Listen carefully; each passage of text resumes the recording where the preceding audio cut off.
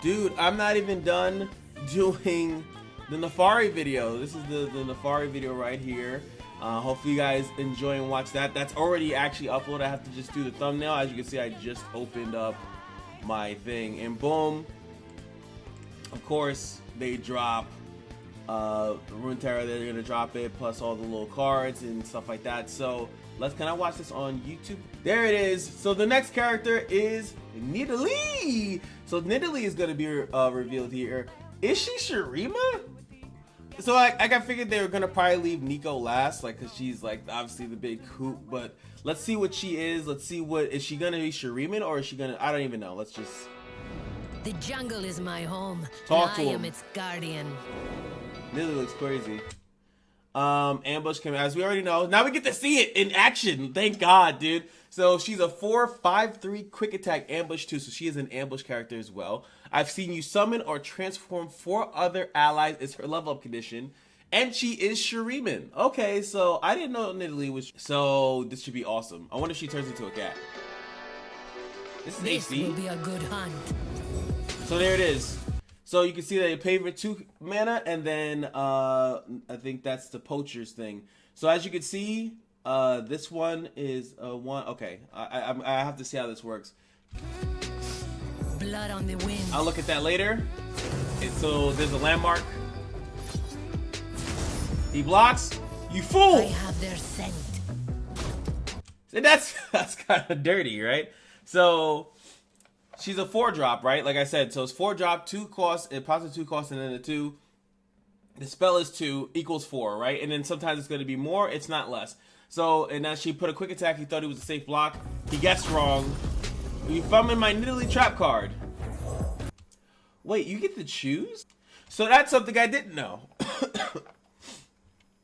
Or maybe that's what the landmark does.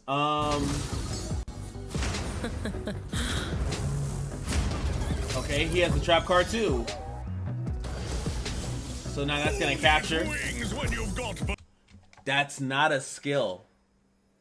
Dude, that's so busted. Yeah, that's busted, dude. And it's 6. They might end up nerfing how much power it is, but I'm just gonna go back to it for a second. That's not a skill. Oh, it is a skill. Okay, it is a skill. I'm about to say, dude. Mr. Nah, bro. Prowl. You were warned. So it gave it stats. Threaten my pack, die by my claws. Okay. Woo! I am Pack Mother. You are mere. She is Pack Mother. Pack Mother NIDALEE. That looks sick. And she is a cat. I should also remember that. So next is strike. Transform me back into NIDALEE and create a javelin toss. And she has overwhelm. Prey. So it's like Gnar. Constantly transforming back and forth. Humans are all the same. That's just javelin. 0 cost. Stay back or I'll shoot, beast woman. Ooh. You cannot hurt me in a way that. Avenging Vestian. Ambush 3 when I transform into Avenging Vestian. Stop all enemies. Whoa! Wait, that is a burst speed. It comes up as a skill, but it's a burst speed. Not even deny. That's a burst speed right in negation. Matters. Well, it's not burst speed. Mangle them. Deal 4.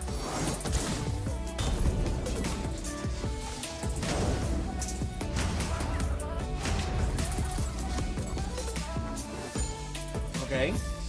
Transform. And then it adds a skill. Here I am. Jin? Is that you? You'll fetch a high price. Yeah, I'm gonna. That's so grimy. You played it for 7, I'll play it for 1. Them by the scruff. Now all these transforms are gonna be insane. Clever girl. What the hell is that? Try it again. As it should be.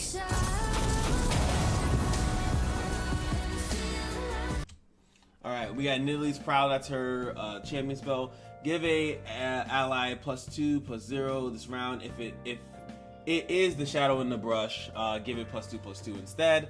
We've seen where that might kind of, but it's only targeted on a specific thing, right? So that's that, right? But obviously the shadow in the brush. These stats, by the way, when you transform units or when you lower their stats. Like if you condense, I've tested this before, so if you even condense Shadow in the Brush, right, then it turns into a 1/1, then the next thing stats will be whatever that is, like minus its base stats or whatever. So giving Shadow in the Brush +2/+2 and then transforming it into NIDALEE would give NIDALEE +2/+2 is basically what I'm trying to say. So very yeah. That could get out of control really quickly, because like how Samara used it, pretty much her thing, if Plunder was triggered, it's about the same mana too, so we might see that be nerfed later in the future if it gets too crazy. Bushwick Trap. When I'm summoned or first time an ally transform each round, give the weakest enemy vulnerable this round. So it's a landmark that kind of constantly keeps activating over and over again. Shadow in the Brush we know. So this was that big dude. You saw he got his stats doubled because of the big game Tycoon. Towering Parliphant, which is ambush 5, which is yeah, that's a hefty boy. Aura Hallucinatus, ambush 4 when I transform summon Aura Hallucinatus. What?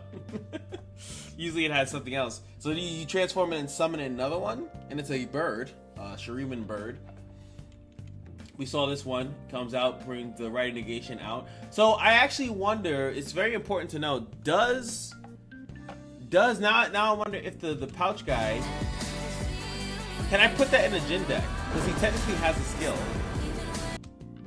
Alright, so let's go back here. Show thread. And it's just the old cards. I might look at one of the other sites. So this, like, as you see, it doesn't have a skill, but it does have a skill. So this is very similar to like the Crackshot Koshera, where it doesn't say it has a skill, but it is a skill. So I'm assuming it's that, right? So this one is a skill and other things. So I wonder how much of this you could put into a ambush Jin deck, right? Because all these skills kind of popping off. And it also helps that the opponent doesn't know what's going on, so I really think it kind of meshes well with that. And you guys always know, if Jin didn't really get a lot of support in the last one, because a lot of the stuff was either burst speed or just like, I guess, mostly burst speed targeting stuff, condense, the Scholar kinda, but you had to have another region to target him, and Jin doesn't have many self-targeting stuff, so that wasn't a boost for Jin. This, however, could be Jin. And also, as you saw, NIDALEE has a, let me go to Runeterra AR. Alright, a lot of the sites seem to not be up to date yet, so we're just gonna have to look at this. So even NIDALEE generates a 0-cost card, the Javelin Toss, which I completely skimmed over, right? Deal 4 to an enemy. If there are no enemies when I'm played, I target the enemy nexus instead. So it's basically a similar to, obviously, why can't I think of it? Lux. Very similar to Lux and her prismatic hyper beam. So that's pretty interesting, very interesting. So Javelin Toss, and she only gets that when after turning into this Nexus Strike, which since she has Overwhelm, it can, if it goes through, that is considered a Nexus Strike as well. And you don't know when she's that, and she transforms back and forth. So she's supposed to, especially if you have the big game Tycoon, keep stacking up, and then you have the other card, which is where is it? This guy, which is a 1-drop, which is kind of nuts, right? Once an ally transformed this game. Oh no, that's not him. It's another card that I'm thinking about. Didn't they release another card that actually? Okay, I'm lying. Oh no, that's just Chief Nagatok. Sorry, that's just his base. Chief Nagatok's base ability is that, like, he gives you +1/+1.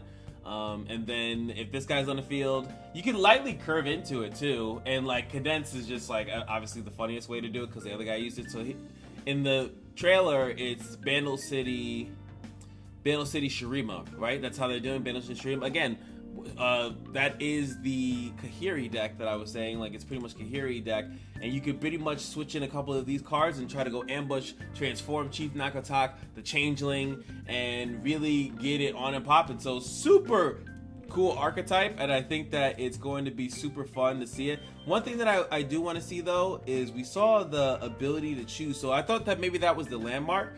So that's not the landmark that does that. So this looks like, I'm just going to back this up for just a second. So this looks like you can actually just play the Cub if you want to, because a lot of times the cost is the same. Like, it's the play Shadow in the Brush, it's a two cost, and then this thing's spell is ambush 1. So a lot of times it is the same. So if you just want to raw play, you don't want to even mess around with that, you don't have to. So that's pretty good. I thought you always had to do the Shadow in the Brush. I thought you always had to do that. So you can see he puts the card out, asks him, do you want to play games? I want to play games. And I could see that another reason why you might want to do that is because maybe you have unit mana and you don't have the spell mana, right? Because there might be times where it's going to be like that. So if you want to play it for 3 mana and then you are going to next strike, you're going to do that instead of trying to play it in another way. And yes, I'm well aware that it's the same mana cost, but if you have backup spell mana, obviously you probably want to use that in general. Then it's technically playing the unit a little bit cheaper. But I hope you guys understand what I'm saying. You have some options here. So he got it. I thought this is so cool. Boom. Yoink. When you've got balloons. I like how it's in the same pack release also, and that it's basically like the poachers versus her trying to like rescue. Like there's like they're both in the same thing. So yeah, what do you guys think? Like, comment, subscribe, and I forgot to say it. So if you guys are interested in TFT, League of Legends, and obviously Runeterra, feel free to lock it up here, subscribe here, like the video. This is absolutely insane, and I can't wait to try her as the Transformed King. You guys already know I got that NIDALEE deck for you on the rise. No pun intended. Anyway, I'm out. Peace.